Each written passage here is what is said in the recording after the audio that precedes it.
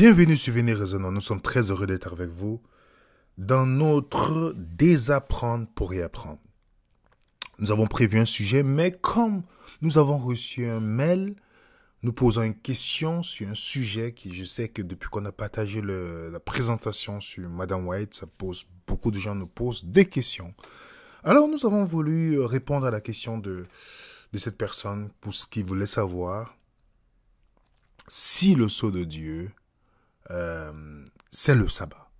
Et je pense que pas mal de vous, beaucoup d'entre nous, on s'est posé cette question au cours de notre marche chrétienne, lorsqu'on est confronté, on échange avec des personnes.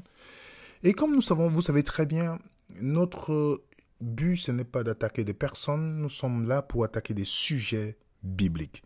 Et lorsque les gens nous posent des questions, nous allons les répondre, pas parce qu'on déteste les personnes, et c'est très important de préciser, nous sommes très ouverts.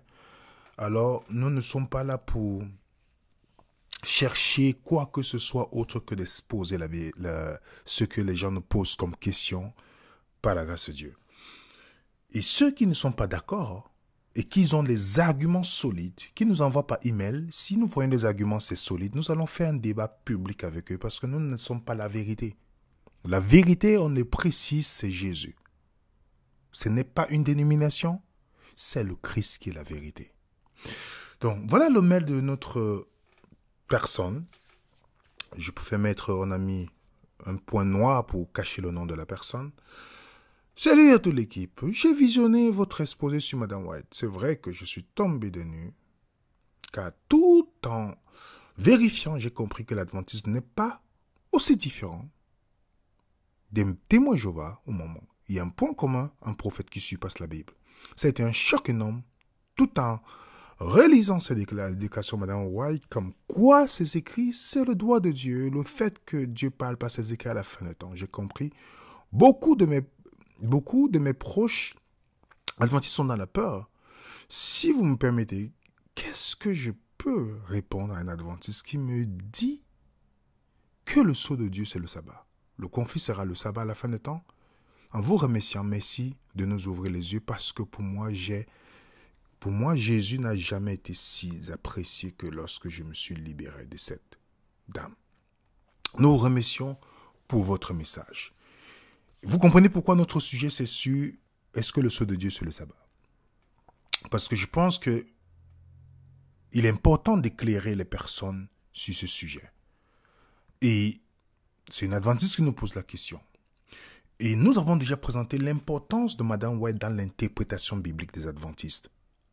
En fait, un adventiste ne va pas vous le dire comme ça, mais en fait, l'interprétation de beaucoup de choses que croient les adventistes, c'est sous l'influence de Madame White.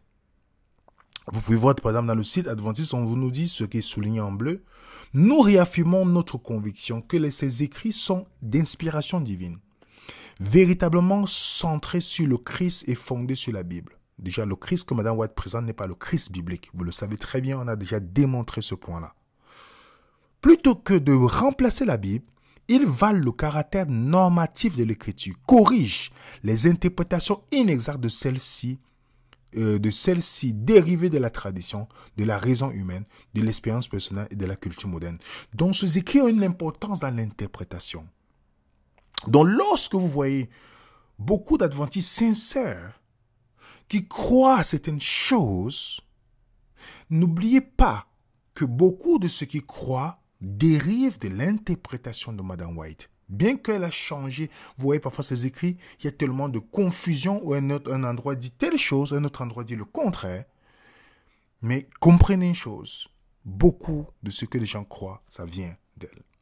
Par exemple, sur la question qui a été posée, elle dit par exemple, vous recevez sciemment la marque de la bête ou vous refusez le sceau de Dieu. Si vous lisez la déclaration avant, elle dit, si la lumière de la vérité vous a été présentée, vous faisant connaître le sabbat prescrit dans le 4e commandement, vous montrant que l'observation du dimanche ne repose sur aucun fondement de la parole, mais que malgré, vous restez attaché au faux sabbat. Vous comprenez? Refusant de respecter celui que Dieu appelle mon saint jour. Vous recevez la marque de la bête, et quand cela se reproduira, dira-t-il, vous observerez du décret qui vous conjoint à cesser de travailler, d'adorer Dieu le dimanche, bien que vous sachiez qu'il n'y a point de mot dans la Bible disant que le dimanche est autre chose qu'un jour ouvrable ordinaire. Vous recevez sciemment la marque de la bête et vous refusez le sceau de Dieu. Vous allez voir, par exemple, celui-ci a dit, le point de vérité particulier contesté sera la grande pierre de touche, par exemple, du repos. D'une part, l'observation du faux jour du repos, conformément à la loi de l'État opposée au 4e commandement. L'observation du vrai jour de repos, selon la loi de Dieu, sera une preuve de fidélité au Créateur. Donc, le test pour un adventiste à la fin des temps, ça sera sur le sabbat. OK? Le sceau de Dieu, le sceau de la loi de Dieu se trouve dans le 4e commandement. Vous comprenez pourquoi beaucoup sont si attachés, pas dans la célébration du sabbat, mais dans l'observation du sabbat. Je vais vous montrer la différence à la fin. Mais Caïn et ses descendants n'ont pas respecté le jour sur lequel Dieu s'est reposé. Donc, l'un des péchés de Caïn, c'est le fait qu'ils n'ont pas respecté le jour du repos. OK? Un autre endroit, le sceau de Dieu est le sabbat. Donc, vous allez voir, sur Internet, la plupart des sites adventistes sont beaucoup plus, soit le sceau de Dieu, le sabbat, la marque de la bête le dimanche. Le sceau de Dieu, le sabbat, la marque de la bête. Ils vont répéter, si vous n'avez pas étudié la Bible, les amis. Tellement, quand vous n'avez pas étudié la Bible, ils vont prendre les versets, je vais prendre les versets qu'ils utilisent, que si vous n'étudiez pas la Bible, ce sera normal que vous croyez que le sceau de Dieu, c'est le sabbat. Vous savez, comme il le disait, le fait de répéter quelque chose tout le temps, les gens vont finalement croire que c'est la vérité. C'est exactement ce qui se passe. Le sceau de Dieu, la marque de la bête, le sceau de Dieu, vous allez voir, comme nous l'avons vu, le sabbat est le 7e jour un signe du vrai peuple de Dieu tout au long de l'histoire, en commençant par Adam, Ève et pendant la période du royaume d'Israël.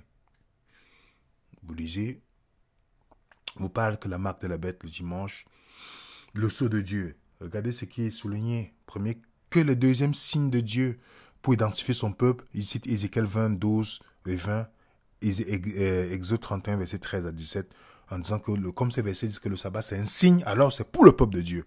Et les adventistes se croient comme le peuple de Dieu à la fin des temps, comme Israël moderne, ok, à la fin des temps.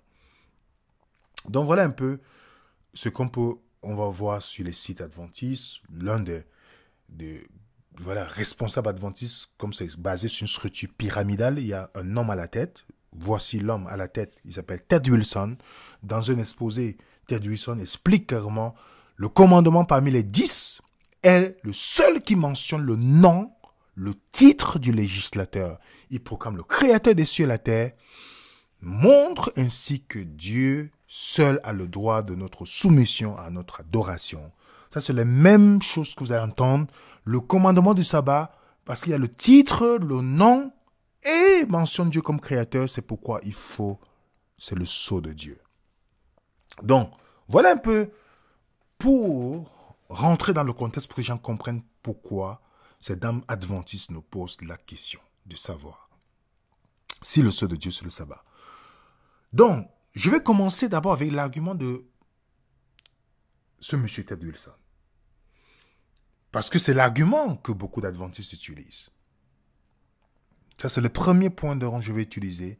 L'argument selon lequel le seul commandement où ça parle de titre ou législateur ou proclame Dieu comme créateur, alors le sabbat, c'est le commandement le plus important dans tous les commandements.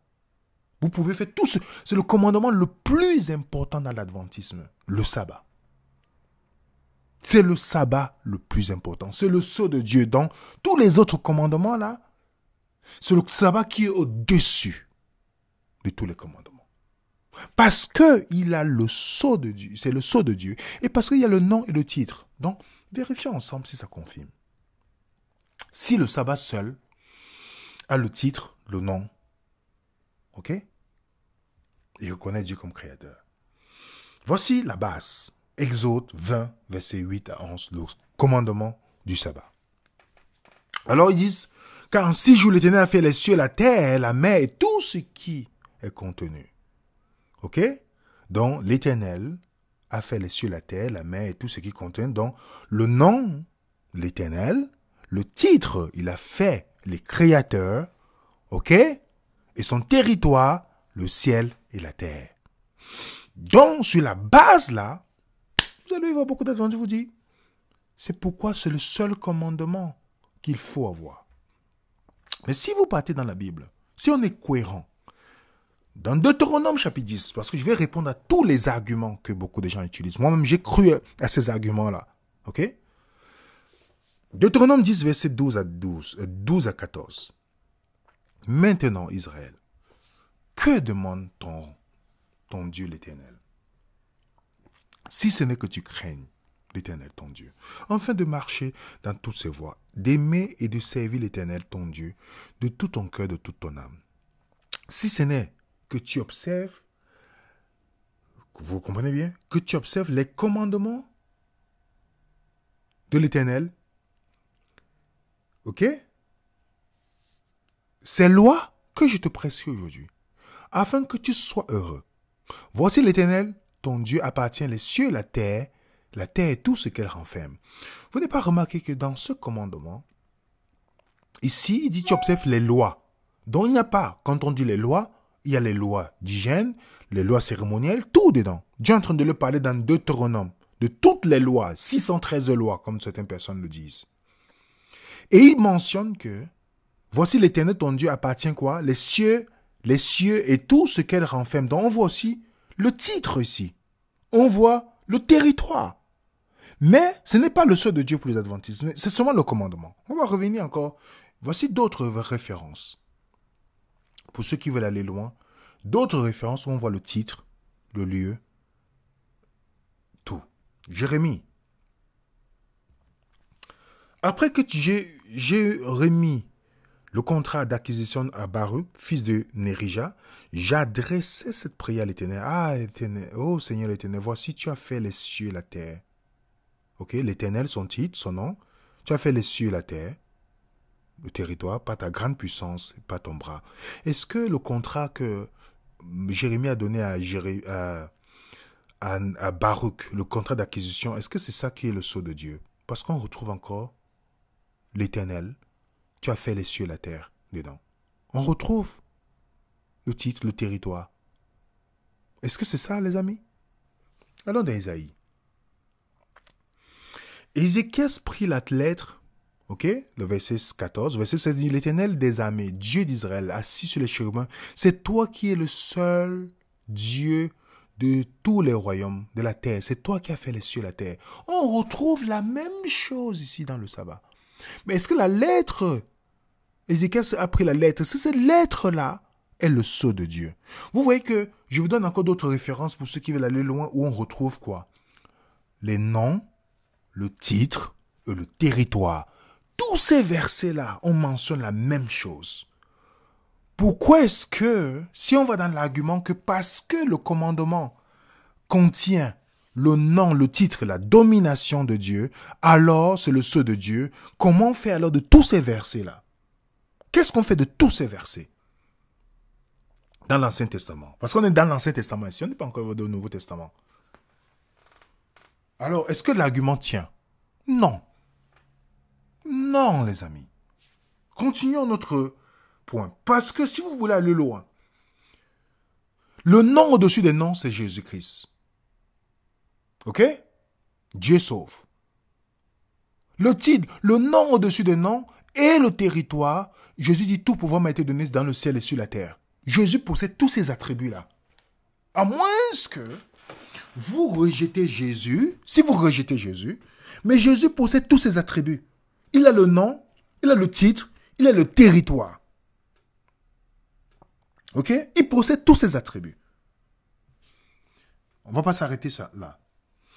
Dans l'Ancien Testament, beaucoup d'adventistes vont dire que le sceau de Dieu, c'est le sabbat dans l'Ancien Testament. Alors, par ricochet, le sceau de Dieu, c'est le sabbat. Est-ce que dans l'Ancien Testament, le sabbat était le seul sceau de Dieu? Quelqu'un qui étudie la Bible et qui se pose de bonnes questions sans influence, sans être endoctriné, se pose simplement les bonnes questions, doit arriver à cette conclusion. Est-ce que dans l'Ancien Testament, le sceau de Dieu n'était que le sabbat? Si ce n'est que le sabbat dans l'Ancien Testament, on devrait le trouver dans le Nouveau Testament. Et si dans l'Ancien Testament, il n'y avait pas que le sabbat, le seul sceau de Dieu, quels sont les critères qui font à ce que je choisis le sabbat au détriment des autres? Voilà les questions qu'on doit se poser. Maintenant, allons vérifier si dans l'Ancien Testament, il n'y avait que le sabbat comme le sceau de Dieu. Nous avons Genèse 17, versets 9 à 11. Dieu dit à Abraham, toi, tu regardes mon alliance, toi. Tes descendants après toi, selon leur génération. C'est ici mon alliance, que vous garderez entre moi et vous, et ta postérité après toi, tout mâle parmi vous sera circoncis. Vous vous circoncirez, et ce sera un signe d'alliance entre moi et vous. Parce que le signe sceau. Donc remarquez bien, la circoncision était considérée comme un signe qui devait distinguer le peuple et Dieu et d'autres nations. Donc il devait faire la différence entre ce peuple et d'autres nations. C'est la circoncision. L'apôtre Paul va même plus loin. Il va même plus loin, il dit, et il reçut le signe de la circoncision comme sceau de la justice. Est-ce que vous savez que la circoncision était considérée comme un moyen comme un sceau de la justification par la foi? Parce que dans l'Adventiste, on vous dit, le sabbat, c'est comme un signe de la justification par la foi. Mais la circoncision était considérée comme un signe de la justification par la foi. Dans l'Ancien Testament. Regardez. Et même dans le Nouveau, regardez quand je viens dans Romains 14, il parle de circoncision. Remarquez bien, ils n'ont jamais étudié dans le Nouveau Testament que le sceau de Dieu est le sabbat. Mais ils ont eu la circoncision parce que c'était très important la circoncision. Ok? Revenons dans Exode 31. L'Éternel parla à Moïse et dit, parle aux enfants d'Israël, dis-leur, vous ne manquerez pas d'observer mes sabbats. Regardez au pluriel, hein? Mes sabbats. Ok? Ce sera entre moi et vous, parmi vos descendants, un signe auquel on connaîtra que je suis l'Éternel. Les enfants d'Israël observeront le sabbat. Maintenant, ici, c'est au pluriel. Ok? C'est au singulier.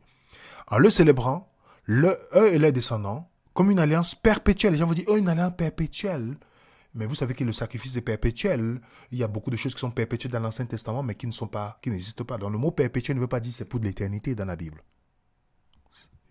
Je peux vous donner toutes les références dans la Bible. Vous allez voir le mot perpétuel ou pour toujours. La circoncision. Vous partez dans la circoncision qui est perpétuelle. Vous avez Genèse 17, verset 8. On vous parle de la terre sera pour toujours. Vous avez Exode 12, 14. Vous avez Exode 12, 17. Exode 12, 24. Vous avez Lévitique 23, verset 41. On parle des fêtes qui seront pour toujours. Vous avez plusieurs nombres, 25, verset 13. Vous avez beaucoup de choses. Donc, ce n'est pas un argument quand vous voyez perpétuel. C'est juste pour vous clarifier là-dessus. Il y a les sabbats qui seront, il y aura les fêtes juives qui seront mes sabbats entre eux et moi, entre vous et moi. Et il y a le 4e commandement qui sera aussi un signe. Ce sera entre moi et les enfants d'Israël, un signe qui devra durer à perpétuité. Car si je l'Éternel a fait les cieux et la terre, et le 7e jour s'est reposé. Dans le même chapitre, on a les sabbats qui sont dans la référence, ceux qui respectent la référence biblique, c'est les fêtes juives qui sont un signe. Vous avez le sabbat du 4e commandement qui est aussi un signe. Ok? Donc il n'y avait pas que le sabbat. Il y avait les fêtes juives, il y avait le sabbat, il y avait la circoncision. Allons encore plus loin. Exode 12. Le sang vous servira de signe sur les mains où vous passerez. Ok? Le sang aussi qu'ils ont fait lors de la Pâque. C'est pourquoi dans le verset 14, il dit quoi? Vous conserverez le souvenir de ce jour. Vous célébrez par une fête à l'honneur de l'Éternel. Vous célébrez comme une loi perpétuelle pour vos descendants. Le sang est un signe qui faisait la distinction entre eux et les Égyptiens. Et lors de la Pâque, Dieu dit, vous allez faire, ce sera comme une fête perpétuelle. Donc, le sang du signe de la Pâque, c'est un signe aussi. Ok? Vous comprenez, les amis? Donc, il n'y avait pas que le sabbat. Il y avait les fêtes juives. Il y avait la circoncision. Et quand vous lisez Voici un texte que moi je croyais jusqu'à ce que je vérifie pour voir que c'est les fêtes juives. Je leur donnerai mes sabbats comme un signe entre moi et eux, pour qu'ils connaissent que je suis l'Éternel. Sanctifiez mes sabbats, qu'ils soient entre un signe et moi. En fait, Ézéchiel 20, 12 et 20 parle ici des fêtes juives, des sabbats hebdomadaires, mensuels et annuels. Tout inclus. Ok? Tout inclus. Vous partez dans Ézéchiel. Ils seront juges dans mes contestations. Ils jugeront d'après mes lois. Ils observeront aussi mes lois, mes ordonnances, tout. Ils sanctifieront mes sabbats. Et quand vous voyez, Paul dit que personne ne vous juge au sujet des sabbats, remarquez bien au pluriel. On sait très bien les fêtes juives ici. Ok? Donc, est-ce que les fêtes juives dans l'Ancien Testament étaient un signe? Oui. Ézéchiel 9, 3.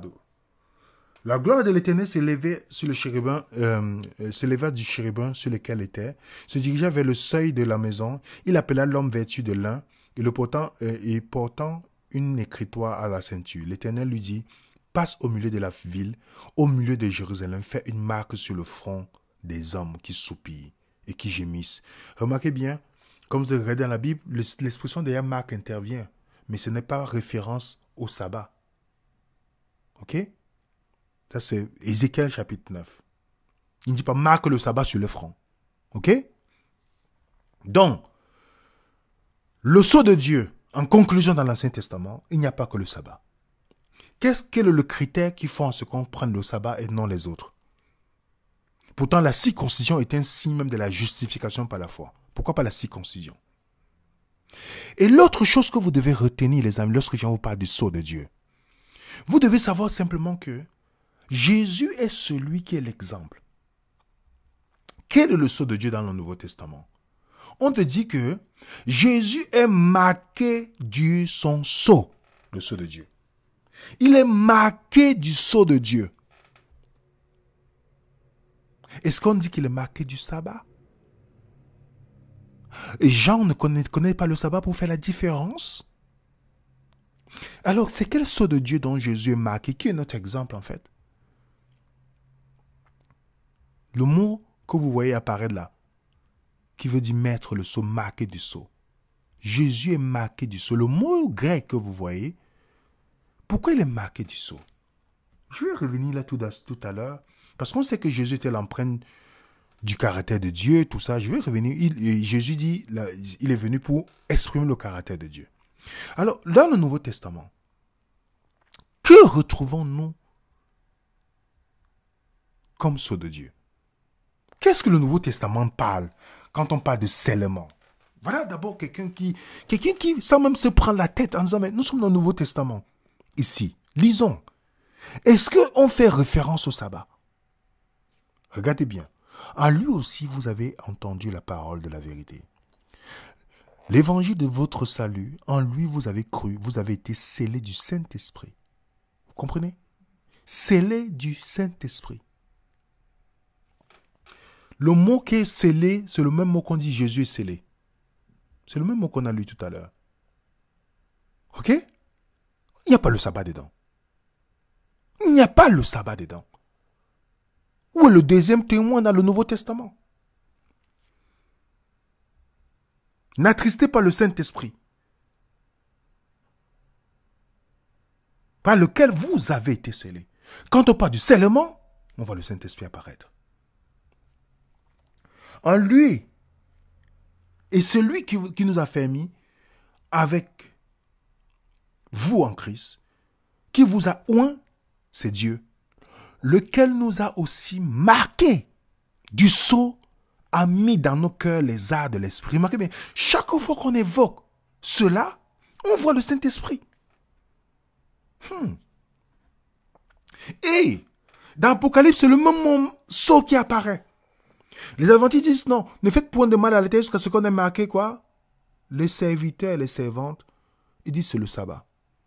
Mais le texte ne parle pas de sabbat dans le Nouveau Testament. Le mot grec qui est là, c'est le même mot qu'on retrouve scellé dans tout le Nouveau Testament. Il n'y a pas le sabbat qui est évoqué. il n'y a pas le sabbat qui est évoqué. Et si vous voulez aller loin, les mêmes personnes d'Apocalypse chapitre 7, c'est les mêmes personnes d'Apocalypse chapitre 14, où on dit, ils ont le nom de Dieu. Ça fait un sens. Parce que le nom, c'est le sceau, ici dans le livre d'Apocalypse.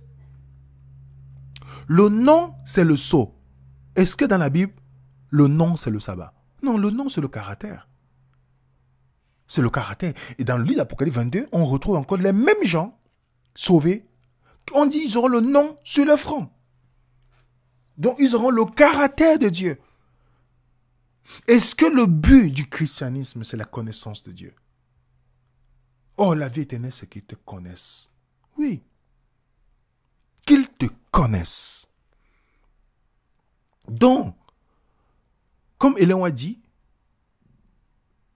elle dit que Caïn et ses descendants n'ont pas respecté le jour que Dieu s'est reposé. Déjà, bibliquement, on ne peut pas le prouver. Parce que le mot sabbat est mentionné dans Genèse. Et la deuxième fois que c'est mentionné, c'est 2600 ans après la création. Donc on ne peut pas le dire. Bibliquement, on ne voit pas où c'est écrit. Et si on lit Néhémie, tu descendras sur la montagne, tu descendis sur la montagne, tu leur parlas du haut des cieux, tu leur donnas tes ordonnances justes, les lois de vérité, des préceptes, des commandements excellents. Tu leur fis connaître ton saint sabbat. Remarquez bien, à quel moment on a fait connaître le sabbat à Israël? Quand ils sont sortis d'Égypte. Tu leur fis connaître. Tu leur fis connaître ton saint sabbat. Et tu leur prescris par Moïse, ton serviteur, des commandements, des préceptes et des lois. Donc, on ne sait pas. On voit que c'est à partir de ce moment qu'on les fait connaître le sabbat. Dans Exode. Mais comment on peut dire que Caïn a péché, n'est pas transgressé? Je ne comprends pas où est sort ces points-là. Quand on nous dit la loi apparaît 430 ans plus tard, à quel moment tout est devenu comme une loi codifiée 430 ans plus tard? Quand on regarde l'histoire d'Israël, ils ont fait combien? 430 ans. Ok? C'est pourquoi quand vous lisez le sabbat dans le Nouveau Testament, pour Israël, remarquez bien, dans Exode, dans Deutéronome, il dit bien, tu te souviendras que tu as été esclave lorsqu'il parle du sabbat. Que ton Dieu, que l'Éternel ton Dieu t'a fait sortir à main forte, à bras étendus. C'est pourquoi l'Éternel ton Dieu t'a ordonné d'observer le jour du repos. Remarquez bien, il n'y a plus de tu dois faire ceci, le territoire. Non, Dieu dit, parce que tu étais esclave. Ok? 430 ans plus tard. 430 ans plus tard. Et même les disciples n'ont jamais voulu imposer quoi que ce soit aux païens. Vous voyez la discussion qu'il y a eu dans la Bible. On nous dit, alors quelques-uns du parti des pharisiens qui avaient cru se levaient en disant qu'il fallait circoncire les païens et exiger l'observation de la loi de Moïse. Car il a paru bon au Saint-Esprit à nous de ne pas vous imposer autre chose, d'autres charges que ce qui est nécessaire, à savoir de vous abstenir des viandes sacrifiées aux idoles, du sang, les animaux étouffés, de l'impudicité, choses contre lesquelles vous vous trouvez bien de vous tenir en garde. Ok?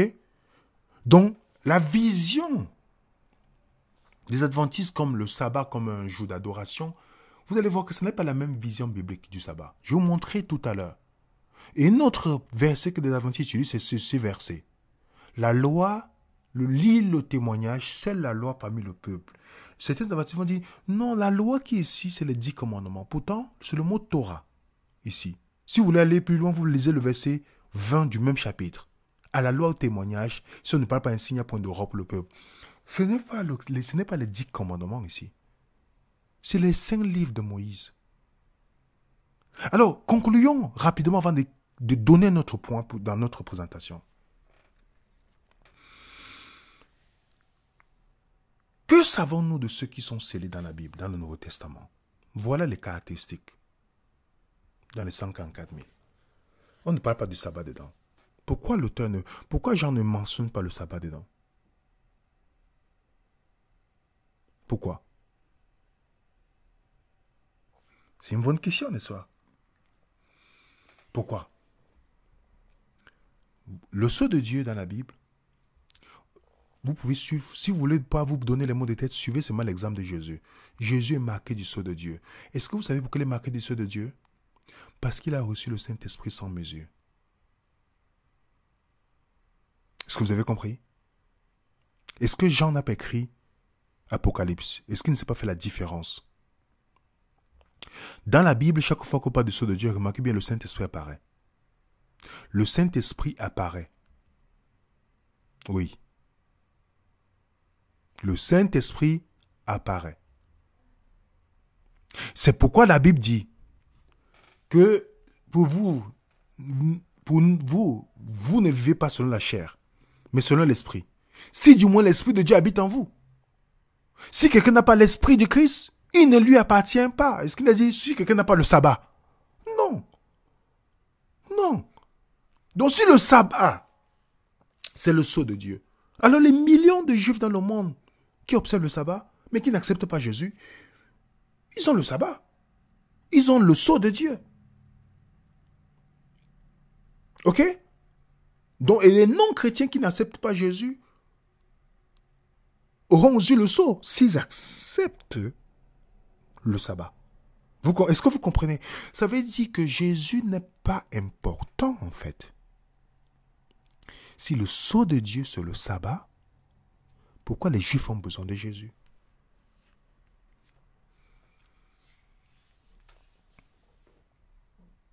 C'est une bonne question. Si le sceau de Dieu c'est le sabbat, ça veut dire que seuls ceux qui font certaines choses seront sauvés. On appelle ça quoi? Le salut par les œuvres. Ce n'est pas le salut par Jésus, les amis. Parce que c'est le sabbat, ce n'est pas le salut par Jésus. Parce que être scellé signifie qu'on appartient à Dieu, à Jésus. Ok? Et si nous ne pouvons pas être scellés à moins d'observer le sabbat, il s'ensuit logiquement que nous devons observer le sabbat afin de gagner le sceau de Dieu. En fin de compte, le salut. Pourtant, Jésus dit, voilà comment vous allez reconnaître mes disciples. Si vous avez l'amour les uns les autres.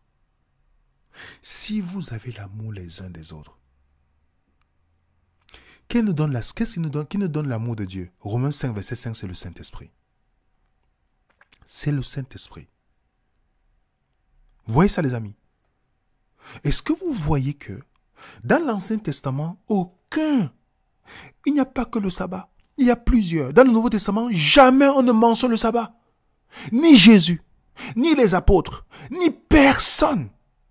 À part une prophétesse qui vient plus tard vous dit, c'est le sabbat. C'est le sabbat. Comment c'est possible?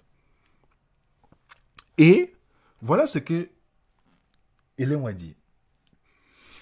J'ai vu que Dieu n'avait pas changé le sabbat, car il ne change jamais. Mais le pape l'avait changé du 7e au premier jour de la semaine. Déjà, beaucoup d'adventistes sont convaincus que c'est le pape qui a changé le sabbat. Beaucoup sont convaincus. Parce que Ellen White a dit. Pas parce qu'ils ont vérifié. Parce que Ellen White a dit. Mais l'un des grands historiens adventistes, Samuel Bacchiocchi, qui écrit un livre. Vous savez, dans l'adventisme, il y a deux groupes. Il y a les conservateurs et les libéraux. Samuel Bacchiocchi est toujours présenté comme un jésuite chez les adventistes parce qu'il a remis en question le sabbat dans le contexte de l'adoration. Vous comprenez? Il a montré que, voilà, ce n'est pas l'adoration, c'est quelque chose plutôt de repos. Très intéressant.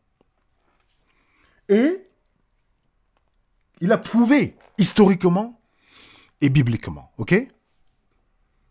Et voilà ce qu'il dit dans son livre. Je diffère d'Ellen White. Je vous dis, c'est quelqu'un qui est très respecté. Il dit, je diffère d'Ellen White. Par exemple, sur l'origine du dimanche. Elle enseigne qu'au cours des premiers siècles, tous les chrétiens observaient le sabbat. Et que c'est en grande partie grâce aux efforts de Constantin que l'observation du dimanche a été adoptée par de nombreux chrétiens au IVe siècle. Mes recherches montrent le contraire. Si vous lisez mon essai Comment a commencé la tenue du dimanche, qui résume ma thèse, vous remarquez que je situe l'origine de l'observation du dimanche à l'époque de l'empereur Adrien en 135 après Jésus-Christ. Je suis allé vérifier. Il a raison, Ellen White a tort. Ce n'est pas le pape qui a changé le dimanche, ni Constantin. Ça vient depuis l'empereur Adrien. Mais dans ses écrits, elle dit c'est le pape qui a changé. C'est pas vrai. C'est pas vrai. Et un autre pasteur connu qui intervient encore dans l'adventisme, respecté, il s'est rendu compte en fait que Ellen White s'est trompée sur la loi du dimanche. Parce qu'elle avait une fixation sur le sabbat. Et beaucoup d'adventistes, comme elle a créé la psychose du dimanche, voilà, la marque de la bête, le samedi, en passant, la loi, ce qu'on appelle de Blue Law aux États-Unis, où c'était région voulait que les gens se reposent le dimanche, il se rend compte qu'en fait, cette obsession ne tient pas du tout. Ok? En disant qu'aujourd'hui, quand on regarde, vous lisez son essai qu'il a mis, il dit les adventistes doivent se demander. La Bible prédit tel clairement un moment où les lois impitoyables sur le dimanche seront appliquées. Ils devront se rendre compte que ce scénario de la loi du dimanche est principalement basé sur l'interprétation des prophéties apocalyptiques d'Ellen White. Pas de la Bible. Dans son livre The Great Controversy. Pour certains, cela signifie que contre toutes les apparences présentes, les lois du dimanche sont en train de devenir parce qu'elle le dit. Pour d'autres, cela signifie qu'Ellen White avait tort et qu'elle est ainsi disqualifiée comme une balise prophétique sur les croyances adventistes. Pour moi, cela signifie beaucoup doivent revoir leur conception d'inspiration. Ok? Donc, il y a une peur chez l'adventiste de la loi du dimanche. Je reviendrai là-dessus quand je vais vous parler le but du climat. Ils vont commencer un jour et avant d'aller dans tous les jours, avec les vides à 5 à 15 minutes. Donc, cette peur-là est basée seulement sur l'interprétation d'Ellen White et non sur l'interprétation des Écritures. Ok? Si vous regardez toute la Bible, vous allez voir. J'ai fait une étude qui est encore disponible. Est-ce qu'on adore le dimanche ou le samedi? Et dans l'étude, on a pu démontrer que l'adoration, c'est tous les jours dans la Bible. Dans l'Ancien comme dans le Nouveau Testament. Tous les jours. On adore Dieu tous les jours dans la Bible. Pas le samedi ni le dimanche. Si vous avez compris ce concept-là, vous savez que le sabbat n'est pas un jour d'adoration. Et j'ai démontré dans la dite présentation que quand on parle, tu travailleras 6 jours, mais le 7e jour est le jour du sabbat, le jour du repos, il y aura une sainte convocation. Beaucoup de pasteurs adventistes vous disent, ouais, c'est une sainte convocation le sabbat. Mais si vous lisez le verset 6, et le 4e jour de ce mois, ce sera la fête des pains sans levain, à l'honneur de l'Éternel. Vous mangerez pendant 7 jours les pains sans levain. Le premier jour, vous aurez une sainte convocation. Le premier jour de la semaine, c'est quoi? C'est le dimanche.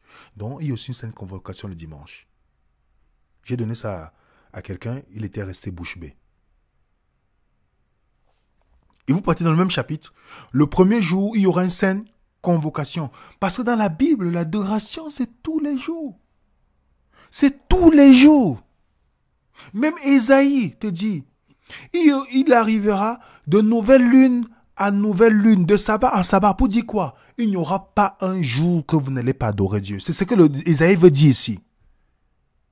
À la présence de Dieu, il n'y aura pas un temps temporel. Donc, dans l'expression dit, de nouvelle lune, de mois en mois, de semaine en semaine, des amis, vous allez adorer.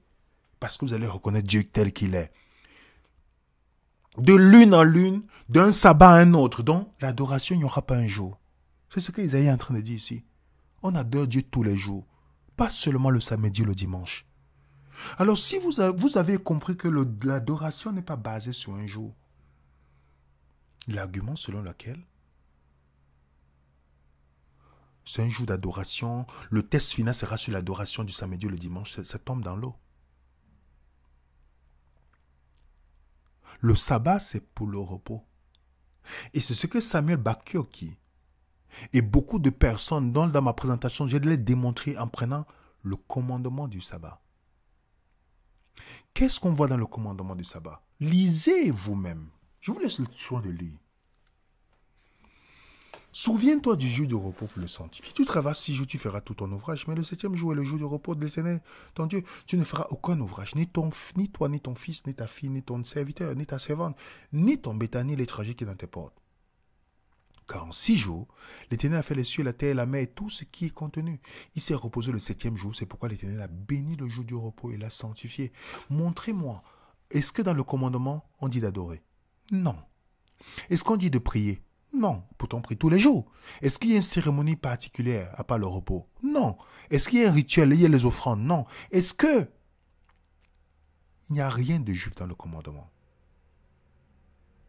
Et le sabbat, c'était familial dans la Bible. C'est pourquoi quand vous lisez, on dit ni toi, ni ta fille, ni ton repos, ni ton bétail, ça avait un langage de famille.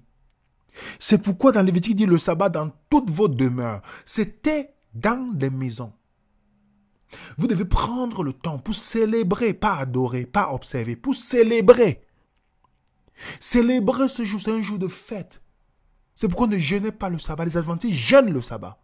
Ils ont le jeûne de la conférence générale. On ne jeûne pas le sabbat, Néhémie chapitre 8. On ne jeûne pas le sabbat. C'était un jour de fête. On célébrait, on partait aider. Ils vont dire, oh mais Jésus allait à la synagogue comme selon Luc dit dans Luc 4, verset 16. Selon sa coutume. Mais Jésus a aussi dit d'aller faire les sacrifices. Pourquoi vous ne faites pas le sacrifice? Parce que c'est normal. La synagogue n'est pas la volonté de Dieu, c'est ce qu'ils ont construit après. Et Jésus est né sous la loi juive. Il a dit d'aller dans Matthieu 8, d'aller offrir les sacrifices. Pourquoi vous n'offrez pas le sacrifice? Et étant né sous la loi, il doit marcher sur la loi pour racheter l'humanité. C'est ce que Paul dit dans Galates chapitre 3. Alors le sabbat avait un concept de famille. Oui. Et quand Jésus parle d'adoration, Jésus, la vérité, pas Madame White. Jésus. Dans la discussion avec la Samaritaine. La Samaritaine voulait sortir un argument. Nos pères adoraient sur la montagne. Et vous dites, vous, au lieu, il faut adorer sur Jérusalem. En fait, il voulait montrer que l'adoration, c'est dans un lieu. Jésus lui dit gentiment. Il lui dit gentiment. J'aime ce verset-ci. Il dit, l'heure vient. Elle est déjà venue. Où les vrais adorateurs adoreront le samedi. C'est ce qu'il dit ici. Dites-moi ceci, c'est ça qu'il dit. Ils adoreront le Père en esprit, en vérité.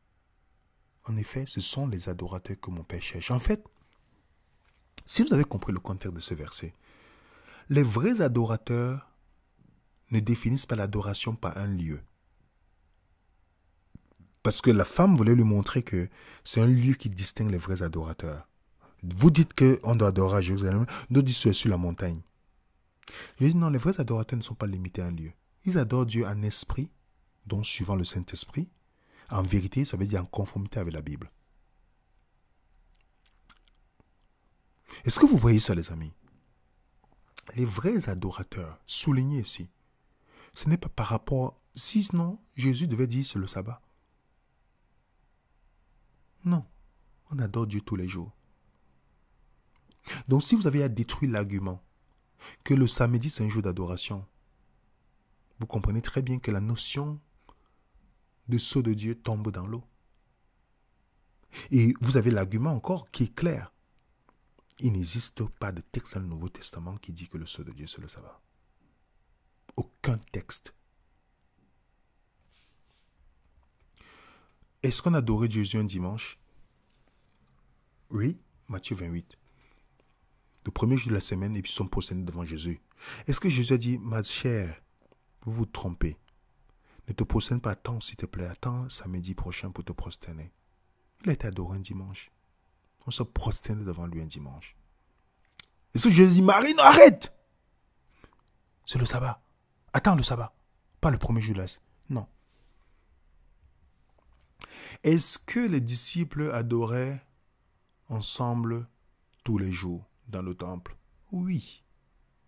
Tous les jours. J'ai mis dans le vers, dans la vidéo. Chaque jour, ils étaient ensemble. Ils brisaient le pain. Chaque jour, dans le temple, dans les maisons. Chaque jour. Et dans le ciel, l'adoration jour et nuit. Il n'y a pas l'adoration le sabbat. C'est pourquoi Jésus dit bien le sabbat a été fait pour l'homme. Il ne dit pas pour l'humain, pour la terre, pour l'univers tout entier. Il dit le sabbat a été fait pour l'homme. Et quand on comprend le contexte du conflit qui a apparu dans le ciel, ce n'est pas sur le sabbat que le conflit a commencé. C'est sur le caractère de Dieu. Pourquoi le dernier message devait être sur le sabbat? Même la logique. Lorsqu'on parle que dans le livre d'Apocalypse, où ils disent la loi par rapport à la bête du livre d'Apocalypse chapitre 13 ne transgresse pas que contre un seul commandement, contre tout le reste, les amis, contre tous les commandements. Et est-ce qu'il y a un commandement plus important que les autres? Non, c'est faux. Il n'y a pas. Donc, je vous demande de réfléchir. Les adventistes mettent le sabbat au-dessus des autres. Parce que Madame White a dit. Et c'est perpétré par ces enseignants dans la tête des adventistes. Quelque chose qui est faux. Jacques dit, celui qui pêche contre un commandement pêche contre tout le reste. Jacques chapitre 2. Il ne dit pas, il y a un commandement plus important. Non. Tous les commandements sont importants. Donc c'est normal. Ça veut dire qu'un adventiste peut avoir le sceau de Dieu, de sabbat, il va mentir, il fait le faux témoignage son prochain.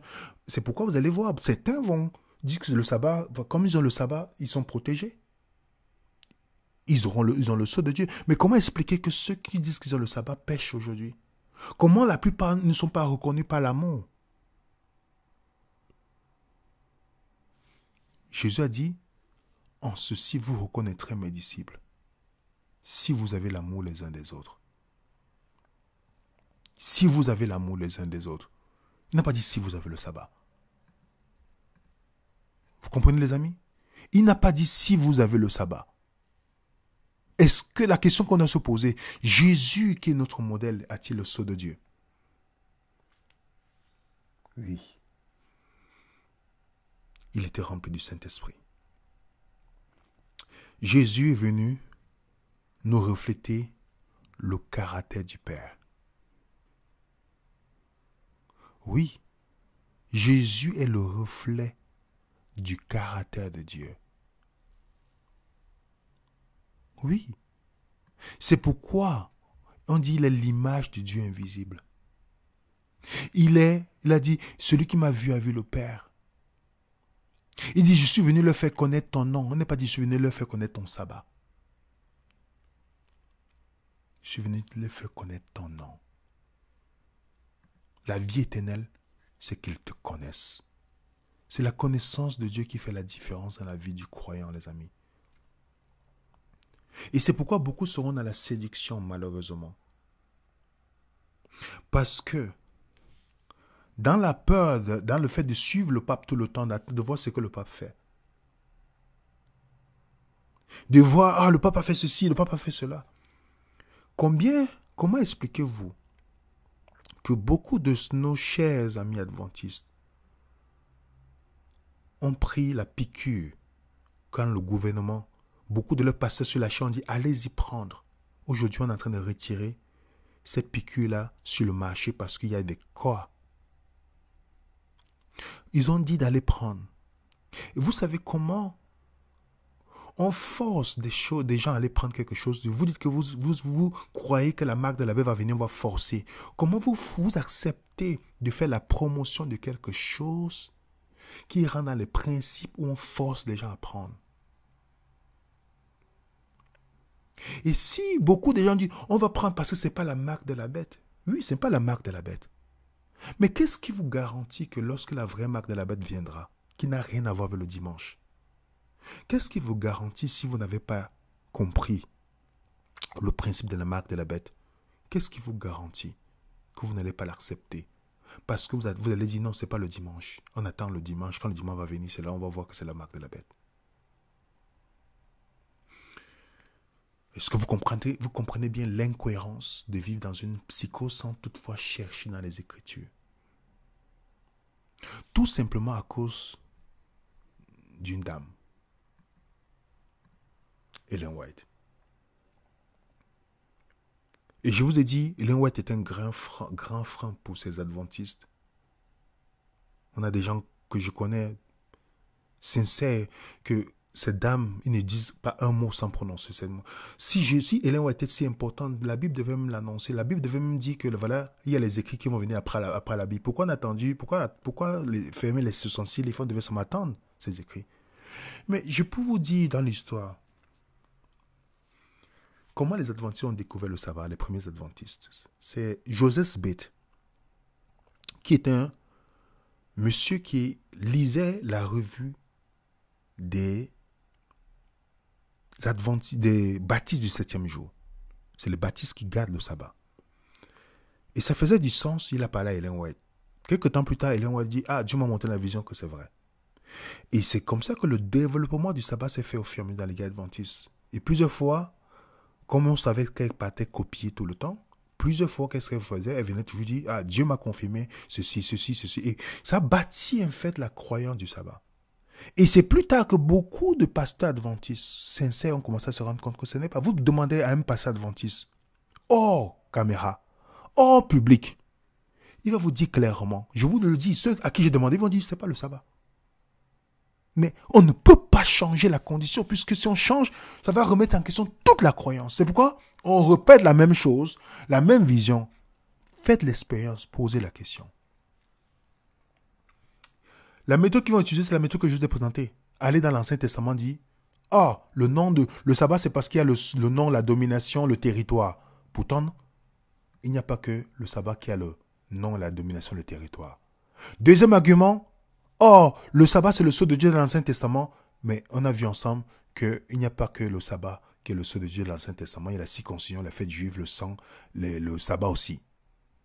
Dans le Nouveau Testament, vous posez la question, c'est quoi dans le Nouveau Testament le sceau de Dieu? Oh, le sabbat, c'est parce que c'est le signe de la justification par la foi. Ok. Romains 4, verset 11 nous dit que la circoncision, c'est aussi un signe de la justification par la foi.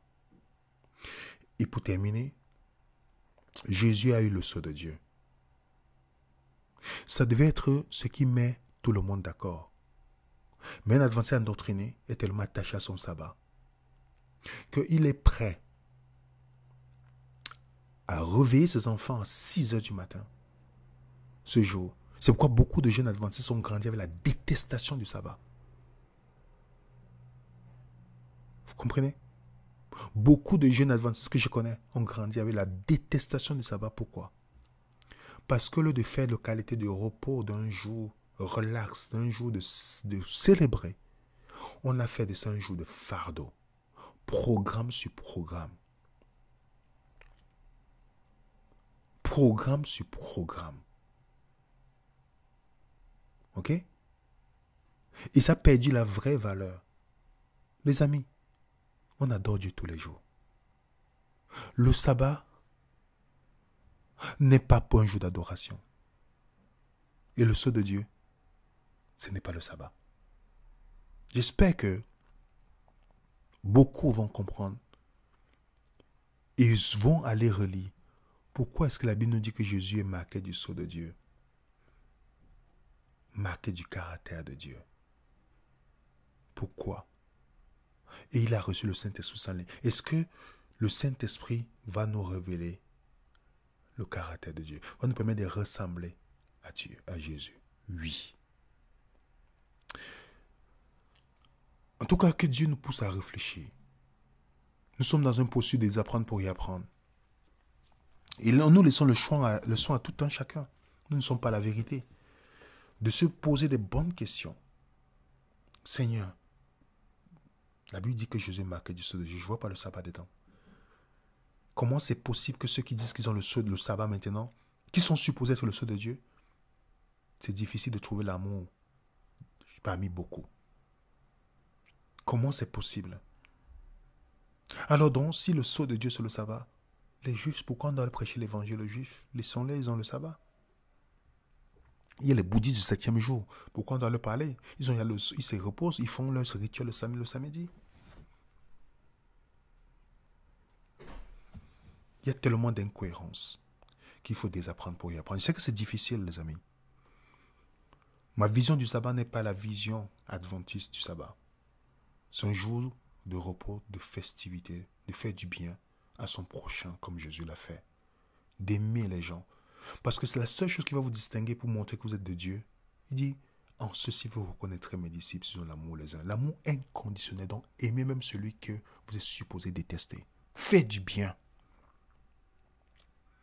Voilà comment on va reconnaître le vrai disciple de Jésus-Christ. Ce n'est pas le sabbat qui fait de vous un vrai disciple de Jésus-Christ. C'est l'amour. L'amour. Que Dieu vous bénisse. Il nous garde. On se dit à tout à l'heure sur Zoom. Le document de cette étude, on va vous déposer ça dans notre groupe Telegram. Inscrivez-vous. À très bientôt. Au nom de l'équipe Venez Raison, nous vous saluons. À bientôt les amis. Que Dieu vous bénisse.